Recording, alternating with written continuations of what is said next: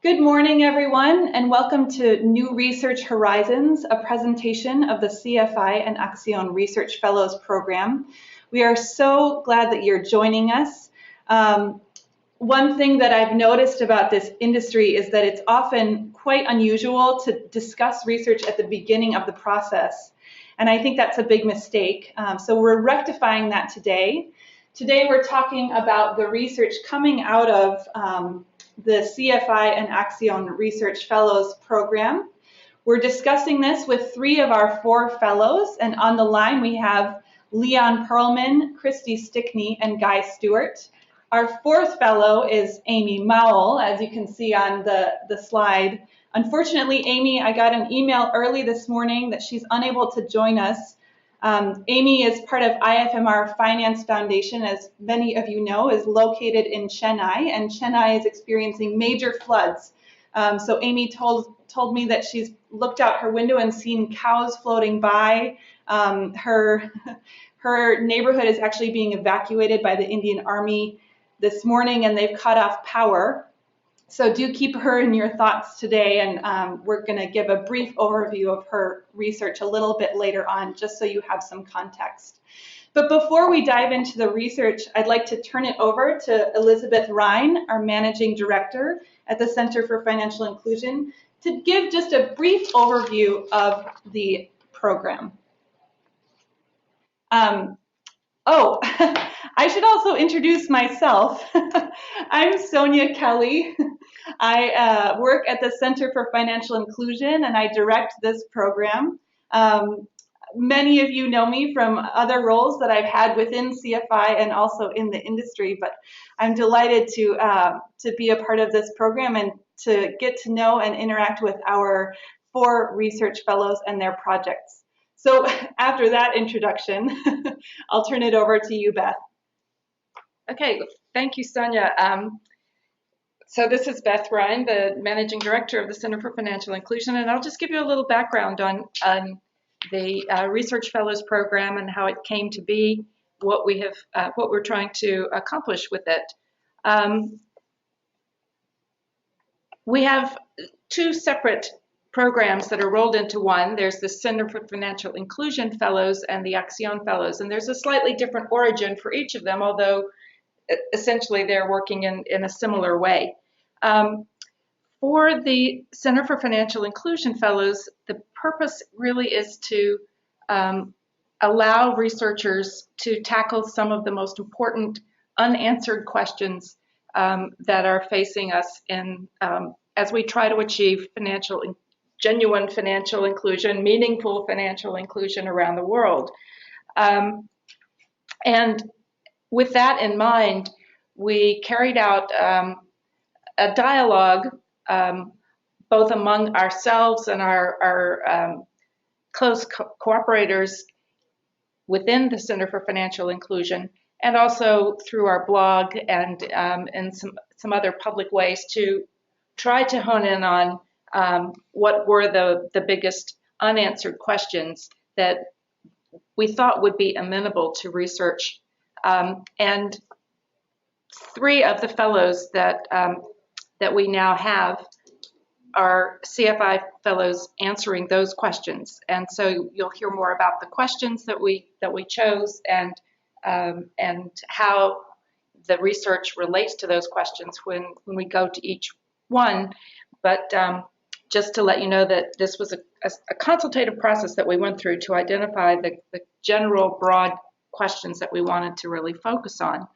The Accion Fellows, and there is one, that's Christy Stickney, is a slightly different issue, and that is that through Accion's work with partner organizations, there's amazing amounts of data and information that's being generated, and we have wanted to do a little bit of research to really understand some of the implications of the work, and in particular, the topic that we wanted to look at was one about the progression from microenterprise to small enterprise, where within microfinance institution databases are thousands of clients who have made that progression, and we wanted to study a little bit more to look at the characteristics and types of support that those customers exhibit. The 4 fellows that we have today were the best proposals out of a pool of 36 applications that we received.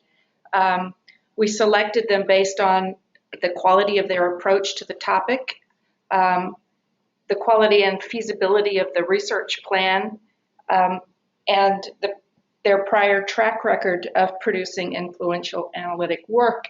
And I think that each of them are very prestigious and well recognized in their own fields. So we're really honored to have them working with us. This is the first round of the Fellows Program, and we do hope to have a similar competition starting in the spring with the identification of key research questions, and then in the summer with the actual solicitation of proposals and selection of a second round of fellows. We also look forward in the spring to the results of the research coming from these 4 fellows, and we'll do our best to make sure that there are hefty dialogues around their work so that their work is really used and turned into action. With that, I will turn it back to Sonia. Great, thanks so much, Beth. Well, at this point, we're going to turn to looking at the research, but a couple procedural notes. We would love for you to ask questions and interact with the material during this time. During and after talking to each one of the research fellows in turn, I'm going to be looking at the questions that are coming in through the GoToWebinar platform. So if you have any questions, please feel free to type them in under the questions drop-down menu. And then at the end, we're going to save a little bit more time as well for questions, and we'd like to invite you at that point to raise your hand and think of things that you might want to actually discuss audibly. So to keep things moving, I'll draw questions during the presentations from the questions box, but again, at the end, if you've raised your hand, I can go ahead and call on you, and our moderator can unmute you so that you can have a conversation with any of the fellows that you have an interest in or an expertise in the subjects on which they're presenting. So first, I mentioned Amy Mowell is unfortunately unable to join us because of massive flooding in Chennai, but I did want to briefly discuss her research. One thing that we see a lot of in high-income countries is a discussion on big data and whether big data is discriminatory and how it affects customers in both positive and negative ways. And Amy decided to actually look at this question in the India context. Amy is a development economist based in India, specializing in financial inclusion. She has nearly a decade of experience conducting both qualitative and quantitative research in the country, and her most recent focus has been on institutional and structural barriers to financial inclusion. She is based within IFMR Finance Foundation and will be able to leverage some of her resources there as she looks at this question of what the promises are, but also what the challenges are for alternative data and credit analytics in India. This is a topic that I'm really eager to hear the outcomes of her research on, just because it has such relevance to investment in the space in India. It's a very rapidly growing space. And from my understanding in conversations with her, she's already been talking to the coders themselves and discussing some of the implications of the codes and what they mean for clients. And the response that she has received from the coders has been very positive, wanting feedback on how their processes and how their codes actually have an impact on whether a client gets a loan and how much that loan is for, and whether there are any discrimination practices that that are implicated in that process. So unfortunately, again, she couldn't join us, but I would be happy to field any questions about her research that I can. And we look forward to, as she moves forward, sharing more about what she's finding. So moving on, we'll turn now to Leon Perlman. Leon is a doctoral level expert in digital financial services, payment systems, financial inclusion, mobile technology, and compliance, with over 16 years of experience in the sector. He also advises and has advised central banks, finance ministries, the ITU, the Gates Foundation, GSMA, the World Bank, IFC, and the World Economic Forum. So it sounds like Leon is a very busy guy. But in addition to all of that work, he's looking in detail at the advantages and disadvantages of current and future technological evolution. The question that Leon was answering that we posed at the beginning of the Fellows Program was, what is the impact of ubiquitous internet access on the business models for financial inclusion, recognizing that in the next 5 years, the vast majority of the world's people will gain access to the internet through smartphones and tablets. We were thinking within the Center for Financial Inclusion that internet access would transform the way that financial services providers and customers interact. We received Leon's proposal for research and were just blown away by how little we actually understood about what we were talking about. Leon was able to articulate our question in a way that also made us think about the entire ecosystem beyond just the transition to 4G internet. And so I'd love for Leon, if you could talk just a little bit now about how you intend to discover the answers to this big, hairy, audacious research question. Okay, good day, everybody. Thank you, Sonia, and thank you for the opportunity to participate in the Fellows Program. I'm very excited by it. It's a challenge, but there's lots to look at. To answer the question, I think we need to look at both a consumer-facing approach and the ecosystem approach. So what I'm looking at is the way consumers are going to, participants are going to interact with providers and services over the next few years. So at that level, looking at the evolution of the phones. So right now we have primarily feature phones, which is USSD and SMS and some toolkit-based access. And that hopefully is going to evolve towards smartphones. But the caveat to that is, while we've got a lot of cheap smartphones, they don't necessarily provide the richer services that we hope for, that could provide additional services to those at the bottom of the pyramid. That being issues of battery life and actually being able to power the applications at the mobile operator level. So those are the two of the issues that I identified as being worthy of further research. So to that end, I'm looking at a kind of an inventory of feature sets within phones, the battery life, screen size, and also the prevalence of 4G, 3G coverage, if you will, within financial inclusion areas.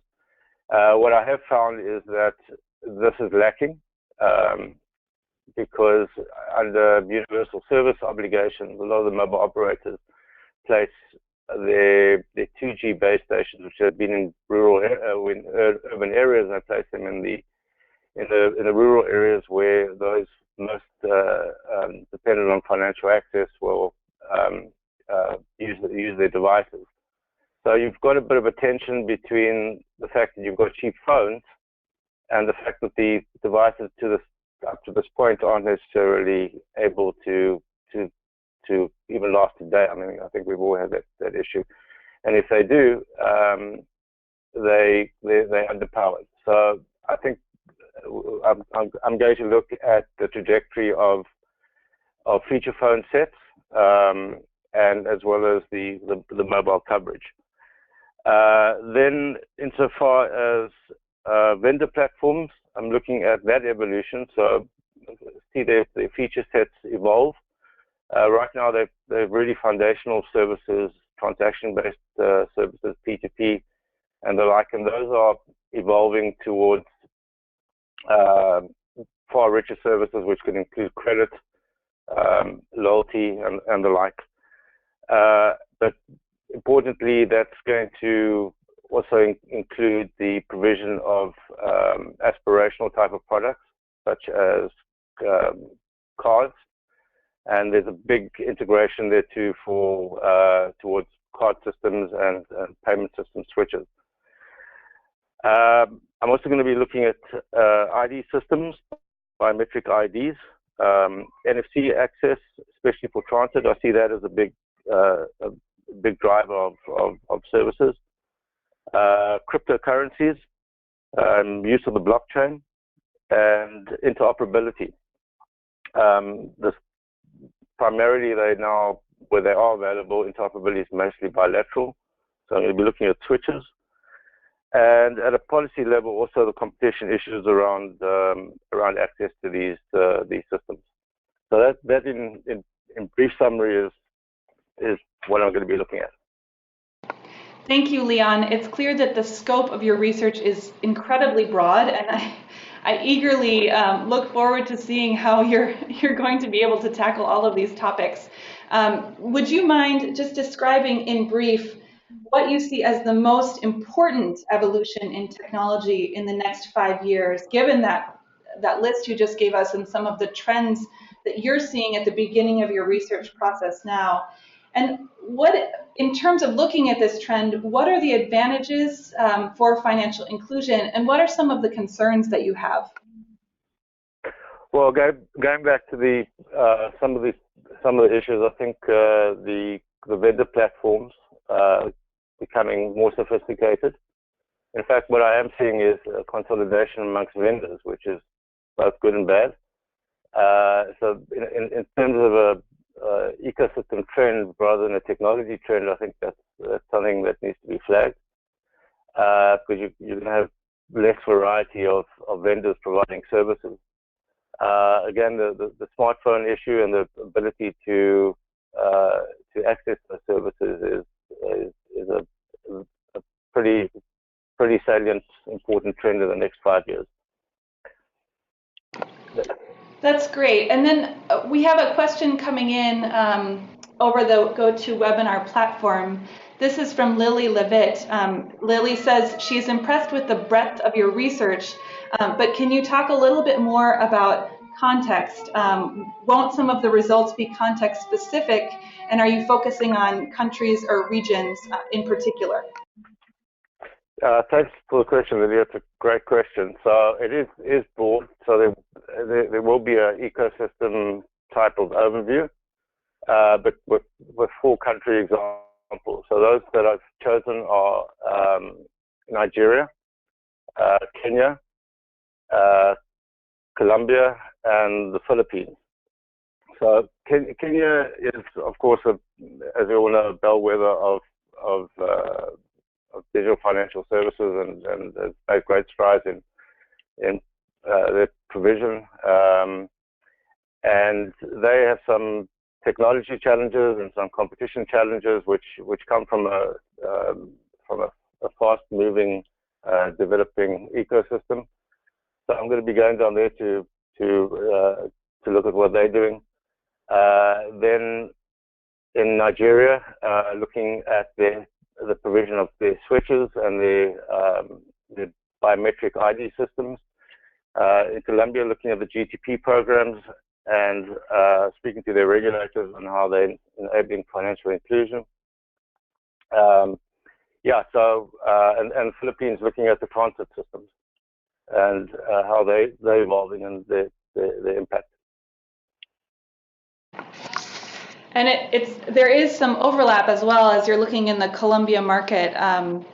we're going to hear a little bit later from Guy Stuart, who's looking specifically at the G2P system in Colombia.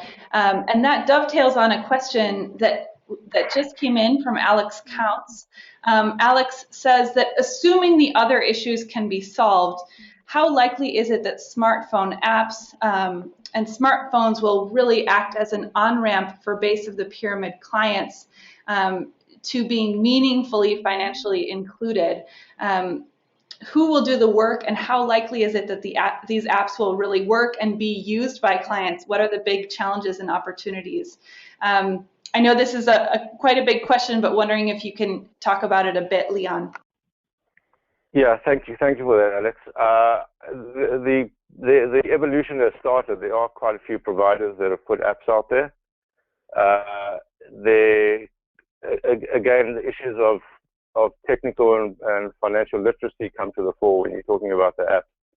Also security, there's been quite a lot of study thus far on the security of these apps, which have been found to be wanting. So the integration into card systems, I think, is something to watch. So being able to reload a MagStripe card through your app, and consumers aren't necessarily familiar with that. So I think there's a lot of education and literacy training that needs to take place around it. So it's not just the technical challenge; it's also the interface and access and education challenges that come to the fore. This is Beth. I just wanted to say one of the things that is exciting to me about this, the advent of the smartphones, is the ability that it brings to provide personal financial management tools to people. And having that connected with people's bank accounts could be a really terrific advance for building financial capability. So I'd be interested in whether you find that starting to happen. But I do have a question, which is whether you are seeing a change in relationship or role of the telco companies coming from the switch over to smartphones, where with internet access, you don't need the SSD channel which is controlled by the telco as the means of access, but well, certainly it's not just the answer is yes. So certainly you're looking at other providers, over-the-top providers coming to the fore on apps. But there is still life in USSD where there are competition issues, where the USSD is restricted for some reason. So I'm going to be looking at use of thin SIMs or sticky SIMs, as they're known, to bypass any competition issues.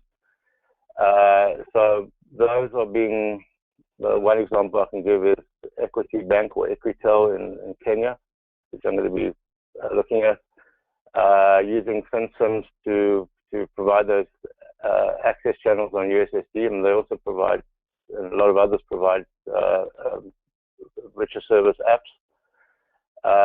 So it's not just telcos, it's not just the usual suspects. There's a lot of third parties that are jumping in on the app bandwagon, especially for microloans. Yeah, there's certainly been a lot of press about that, and we look forward to hearing your thoughts on that as you move forward in your research. I'd like to turn now to our next panelist, our next fellow, who is Christy Stickney. Oh, sorry. Before I move on to Christy Stickney, I should mention that Leon Perlman is the Credit Suisse fellow. Credit Suisse provided the funding for Leon's research that he's doing under this program, and I don't know if there are any participants in the call from Credit Suisse, but if there are, we are very grateful for your support and look forward to continuing to collaborate with you as Leon conducts his research. So now turning to Christy Stickney, Christy has been engaged in microfinance since 1993, having developed loan and savings products for women micro-entrepreneurs and then going on to design a variety of other types of financial products and services. Since 2010, she has worked as a consultant in financial services and inclusive market development. Christy's actually based in Costa Rica, and so we're hoping that her sound quality is good. It was when we tested it this morning. But I should mention that Christy's research responds to a question that Accion was very interested in. Beth mentioned it at the beginning, which is that question of how clients grow from micro enterprise to small business. This is, of particular interest to Accion partner microfinance institutions, and Christy is focusing her research on Accion institutions and others in Latin America. She's looking at time series data from financial institutions and enterprises in multiple markets, identifying patterns and practices among entrepreneurs who've utilized financial services while successfully growing their businesses. Christy, would you like to just share a little bit more about your research methods? Again, this is a very big question, one that is one of the, in my opinion, one of the unanswered questions in the microfinance industry. So how are you going about looking at this question? Good morning. Thanks, Sonia, Beth, all 77 of you out there. Yeah, the way I'm hoping to go about this and the way we're going forward right now is looking at data, as Beth was mentioning, this wealth of data that exists among microfinance institutions' databases. We're working with 3 MFIs in 3 different countries in Latin America to mine their databases, and first of all, we need to identify this group of clients that have grown beyond their businesses beyond the micro level, and then look at their historical trends. What products have they used and in what ways? And then a second step will be conducting qualitative interviews among a select group of these clients at each of the different institutions. So it'll be kind of a 2-step process. I'm starting right now also conducting kind of an exploratory interviews among people, institutions involved in this sector as well. And Christy, you've worked in the microfinance industry for over 2 decades. I can't imagine that you're coming to this question without any hypotheses. Can you talk a little bit more about your hypotheses for the mechanisms you're going to find about how businesses grow? Yes, well, something I expect that we'll see is that the thriving entrepreneurs have utilized financial services at their disposal, particularly loan and savings products, in creative ways to support business growth. Although the majority of microfinance institutions and the ones that we're looking at in this study have not necessarily tailor-made any products or services for this group. Rather, they've emerged as kind of a growing niche for these institutions as they've sought to retain these really valuable clients over time. These are clients that have stayed with them in some cases many, many years. And as markets have become increasingly competitive, MFIs are considering retaining these clients rather than handing them off to commercial institutions or others offering services, but rather trying to continue to keep them within their portfolio of clients. And so there are emerging questions around who are these entrepreneurs and how can we better serve them. So one of the senses I have is that, and I expect we'll find, that they've used the products and services at their disposal in creative ways to make them work for them as they've grown their enterprises. I also expect we're going to find some interesting insights as we look at gender-related distinctions between the male and female entrepreneurs and their use of financial services. For example, I wouldn't be surprised to see men's loan sizes rising more quickly than women. In fact, I'd be surprised not to find that. probably the men entrepreneurs will be growing their businesses at a faster pace among this group, whether it's due to lower risk aversion among men or fewer family-related responsibilities on their time. But I'm assuming that that would be something that we might notice in the historical, looking back in the historical trends. And there'll probably be other gender-related distinctions we can make as well. Thanks, Christy. And you've already just briefly touched on this, but I wondered if you could go into it a little bit more. How might the microfinance industry be able to use your research to offer better products to clients? Yes, well, I hope there are many ways that this can be used. Clearly, I expect there'll be insights on how to retain and assist clients as they grow their businesses beyond the micro level. Possibly it'll signal new types of products and services that could be valuable to this market segment. I also hope it could contribute to a better understanding of what types of entrepreneurs and enterprises might best be targeted for growth in a more intentional way. And to a certain extent, I don't see the study addressing this directly, but to some degree it would help inform this broader discussion that's going on as to whether SMEs are best served by microfinance institutions or other types of institutions. We have a question that came in from Tim Ogden. I would expect nothing less than a methodological question from Tim, which is, how will you account for survivor bias, both in terms of entrepreneurs who have left the MFIs behind and in terms of the borrowers who try to grow and don't?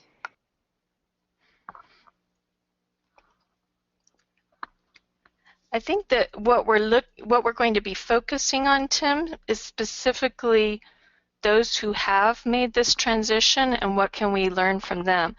So I don't think this is so much intended to say how successful have MFIs been in growing entrepreneurs from one level to another, but rather of those that currently are there, what can we learn from them, from their historical borrowing and saving and financial usage patterns, and in as much as possible also use of non-financial services. I don't know if that addressed your question, but well, there's a related question as well that I'd love to ask you from Tim Meter. Tim asks two questions that I think I can roll into one. They are, how will you identify the traits that successful firms have compared to others? And also, how will you determine whether their access to finance was an important factor in their success? In other words, how are you going to parse out the individual traits of firms versus access to finance? Yeah, the first one, if you know, having to do with how we select this group, I think that's the big challenge we're facing right now, is how do we identify those entrepreneurs that have successfully made this transition. And really the boundary between micro and small enterprise is very, very foggy. So we're using as a proxy the loan size in each of these cases, and we're determining that on a country-by-country basis as to, you know, how much has a client progressed towards or beyond a certain loan size, and then we'll classify that as a, maybe not even a small enterprise, but as a micro SME, as one of the MFIs call them, since those boundaries are not all that clear. So once that group is determined, then we'll look at the history of their borrowing and saving patterns. Clearly from the data, it's limited as to how much we can delve into some of these other questions. And so any of these other concerns or questions that any of you have that we could add into the qualitative analysis are welcome, because that's where we can go obviously deeper into what are some of their patterns beyond what we can extract directly from the data. Christy, you're getting a lot of questions coming in through the questions box that I'm looking at here, and there are just too many for me to read off, but I'm going to choose one more. You mentioned Okay. you mentioned the issue of gender, and Monique Cohen writes in with a question about aging.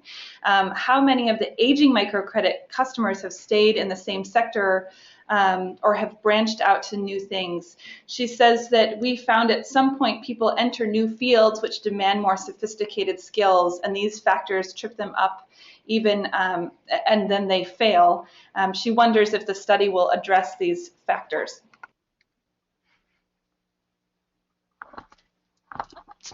Hi, Monique. So you're talking about we're talking about the skills that the clients need as they progress on. In other words, is that what you're referring to, non-financial services and other skills to grow their businesses?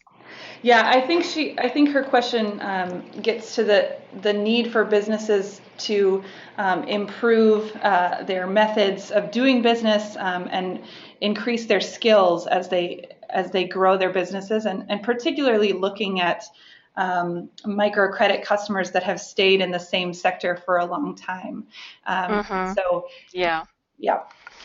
There's so many questions around that, and this the growing fields of entrepreneurship, and the whole area of SME development as well.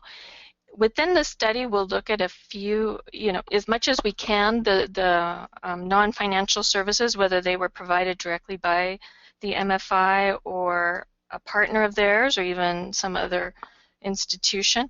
But it'll be difficult to branch out too far into the ecosystem effects, impacts on enterprise development, just because this is going to be focused in very, very much on the microfinance institutions and the products and services they've provided, and how those can also be tailored to for future benefit of these types of clients. Great, and as I mentioned, there are a lot of questions that have come in, and I would urge you as we get to the end of our time, we're going to save a little bit of time for questions. So I would love to be able to read your question or to call on you if it's still a question that you have at the end of our time together. But in the interest of time, I do need to turn to our last panelist, our last fellow who will be presenting today, and that is Guy Stuart of Microfinance Opportunities. Guy is actually the executive director of Microfinance Opportunities. His reputation precedes him. He has extensive experience conducting research on the financial capabilities of low-income customers.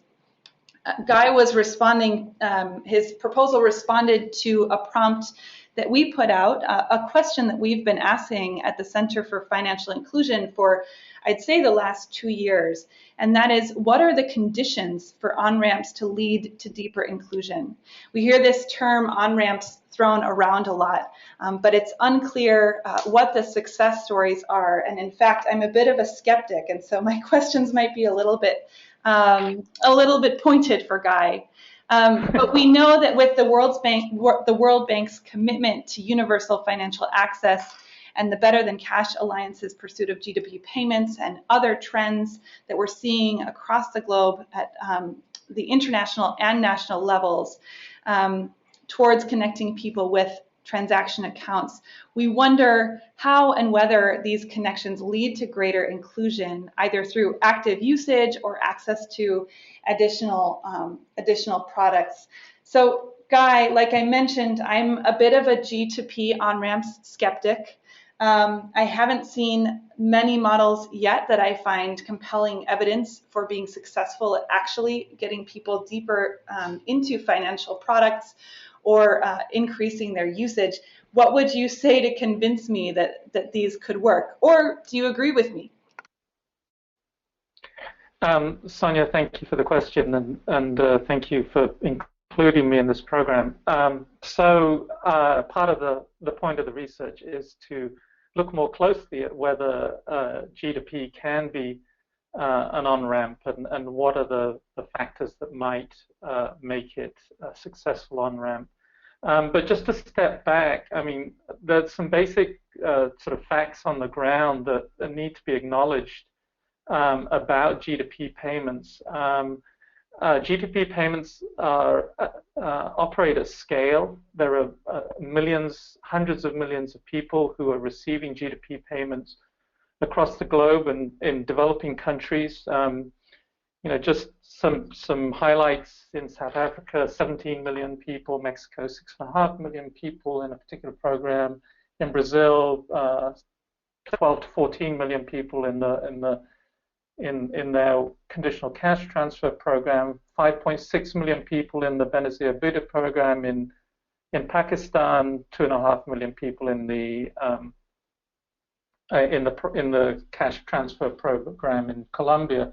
And that's omitting India, which has hundreds of millions of people who ostensibly are eligible for G2P payments, and China, which has millions of people who are eligible for G2P payments.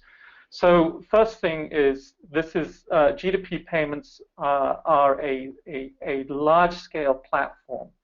The second thing to keep in mind is they've been around for a while now, and there's, especially with the success of conditional cash transfer programs, there's growing interest in a number of countries in developing programs and therefore extending G2P payment networks. So they're at scale. They're likely here to stay. And therefore, they're one mechanism by which governments or any sort of formal organizations have ongoing interactions with low-income populations. And as they develop these programs, one of the things we're also seeing is that there's a clear benefit to the government of distributing these money to people electronically. And there's some data from Brazil to suggest that it's not only distributing money electronically, but distributing money electronically through bank accounts or accounts that are usable in other ways is cost effective. And so what we end up with is a scalable, long-term platform that enables low-income people to connect with a bank account of some sort in a cost-effective, financially sustainable manner. So that's kind of the beginning point. And then the question is, what, if anything, can be done with those accounts? What does it take for a low-income individual, often a woman, to take advantage of that platform? Is there a value to them for taking advantage of that platform? And that's kind of where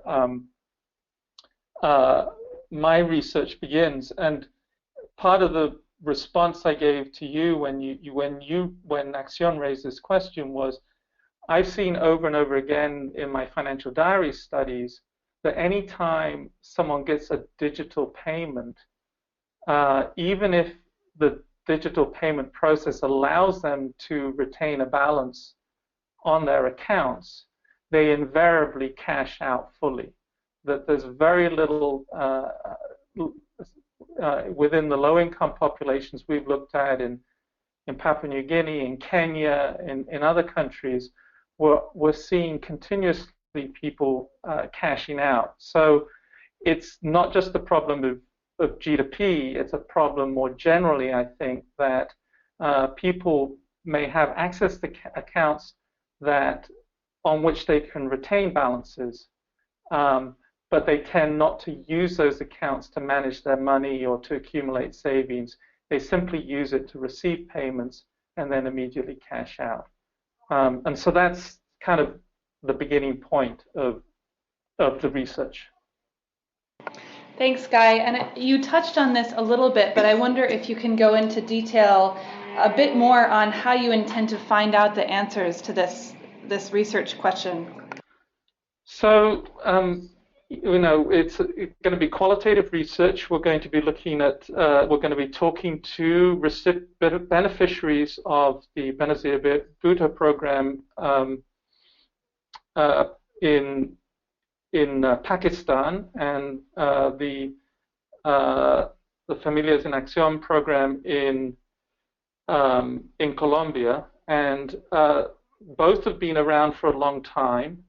The Colombian program does transfer money through bank accounts and is a pretty well functioning program. The Pakistani program also can transfer money through bank accounts. They also do distribute money through money orders and other means. The Pakistani program is not very well functioning. There are, there are reports, that I've looked at that, suggest that, money is not delivered on time. There's, staffing problems in local offices, and there are real challenges in making the basic program of delivering money to low-income women very challenging. So we've got two different situations, and we're going to do focus group sessions with people in both countries and really explore the challenges that they face in accessing the program, the challenges they face in thinking about and using the program, the accounts that they have access to for purposes other than simply cashing out their payments. So that's going to be the main source of our data. It's going to be focus groups with beneficiaries. Great. I'd love to turn to a question that has come in from Tomas Conde from the IIF. Tomas says, and this is a quote, "So Guy, it looks like G2P is not helping financial inclusion at all. How to avoid that immediate cash out?" And I'd love to ask, to add to that my own question of, at this point in your research, what would you say is the most important thing that a policymaker should keep in mind as they design programs? So we're early days, right? I mean, we're in thinking about this. These programs have been around for a number of years, but the good thing about it is that they're going to be around for a long time. There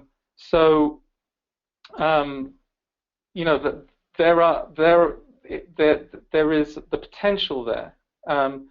But to answer you the question of what policymakers should be thinking about, the basic thing is they should get their basic cash transfer program to work well and properly, and to be as efficient and effective as possible. So payments should come in on time. There should be clear communication with the recipients about when their payments are coming in and what their payments will be. There needs to be clear training of the recipients on how to access their money and how to do so in a safe and secure manner.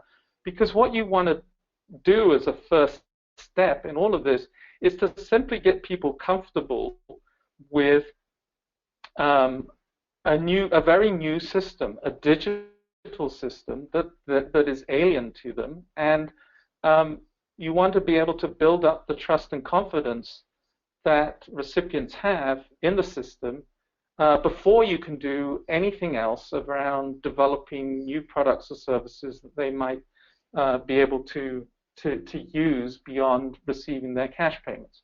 So getting the basics right is a first step. So Guy, I have a question, which is, when you look at, this is Beth, and when you look at the population that's being served by these programs, do you think there's a business case from the bank side at making extra efforts to welcome them in with support?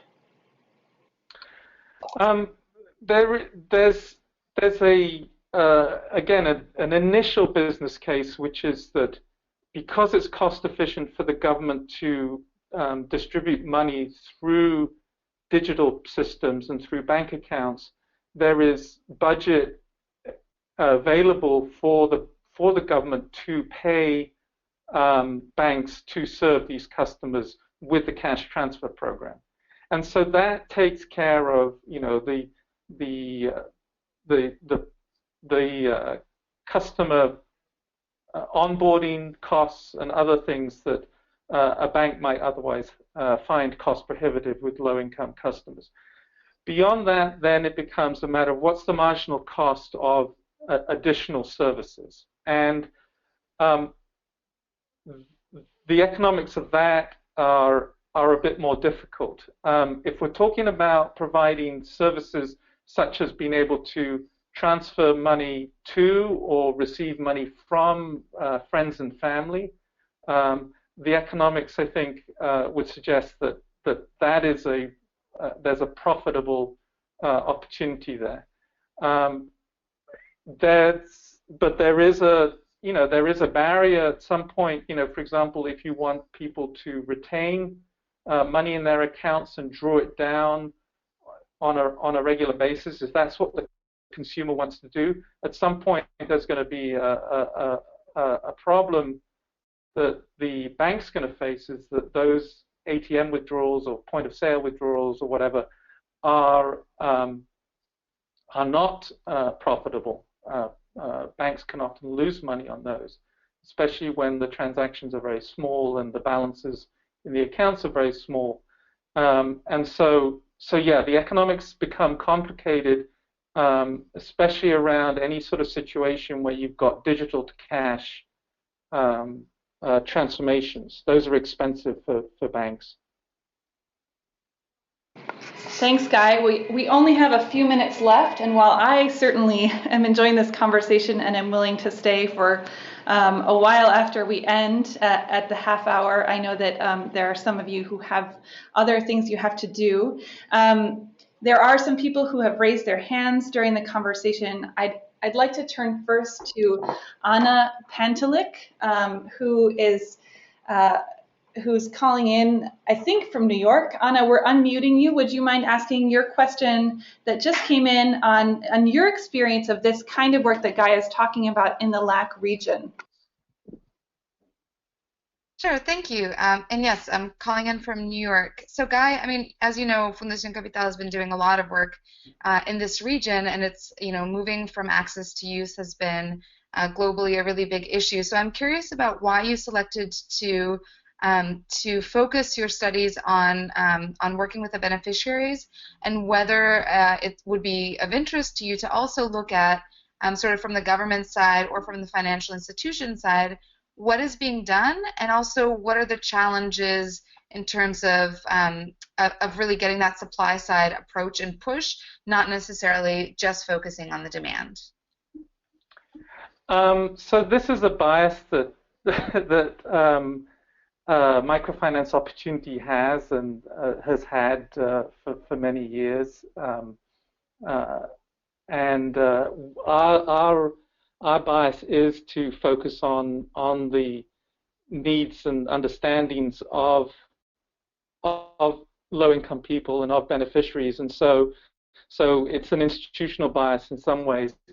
But I think it's also and it's important to get their voices into the conversation. But I should note that there's a couple of things we're doing on the supply side, which is that we are going to conduct key informant interviews with people in both Colombia and Pakistan, and of course there is quite a lot of information, secondary information, on what governments and policymakers and banks are doing around this, and so the MFO's bias towards giving voice to low-income people. Part of that is because there's much less information about their perspective in this. So that's kind of why I'm taking this approach. Thanks, Guy. I'd like to turn now to Fernando Campero. Fernando works at the MIF as part of the IDB. Fernando, are you on?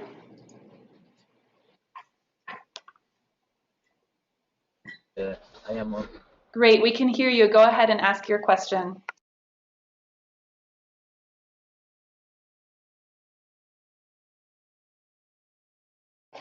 Fernando, can you hear us? You raised your hand earlier, and I wondered if you had a question. Otherwise, I can move on to another one. Okay, no problem. That may have just been a yawn or a stretch on Fernando's part. We have a number of other questions that have come in. Christy, I'd like to turn back to you, if you don't mind. I'm going to turn to a question from Miriam Guniava. Miriam asks, how are you going to choose businesses for the qualitative part of your research for the interviews? Are you looking at specific sectors or specific types of businesses? Hi, Miriam. Good question. Not necessarily choosing a specific type of sector or business. In fact, I haven't decided exactly how those will be selected. I think we're going to work with the data that comes first and then choose geographic areas where we have a significant representation and select from among those, hopefully a good assortment of different types of businesses and also mix in terms of gender and length of time with the institution. Thanks so much. And I'd like to turn to one more question for Leon. This question came in earlier from Anna Pantalik. She asks, what do you think is going to be the main driver of innovation? She's talking specifically about the technology innovation that we discussed earlier in the hour. Is it going to be donors, governments, private sector? And is there a strong enough business case for the telcos or banks who want to really tailor their services for base of the pyramid customers? Leon, are you on?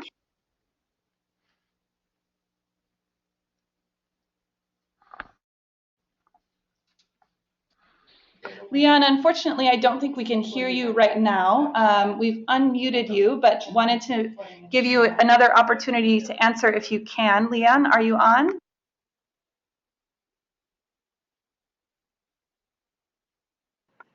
Okay, well, Leon, I will be sure to put you directly in touch with Anna, and hopefully the two of you can start a conversation. Unfortunately, we are at the middle of the hour. This has just flown by, and I wish we had scheduled more time. I'd like to again thank Credit Suisse for their support of one of the our Credit Suisse fellows. Again, I'm Sonia Kelly. I direct this program at the Center for Financial Inclusion, and you can see on the slide my email there at the bottom right if you have any questions about the program. Feel free to sign up on our website. The address is there on your screen, www.centerforfinancialinclusion.org, under Programs and Projects, if you want to get updates on the program.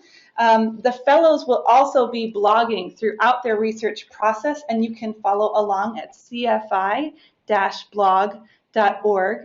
If someone you know or you yourself would like to apply for the program, as Beth said, we're going to be putting out a call for our next cohort in July 2016. So be sure to get on our mailing list so that you don't miss that call. And finally, if you have a personal interest in any one of these research topics, do feel free to email me. I would love to integrate dialogue at relevant points in the research. And so I can direct you to the right people or share with you some of the things that are coming out of our program. Again, thank you so much, everyone, for your participation. We look forward to the next year to keeping you updated on what's happening as part of this program.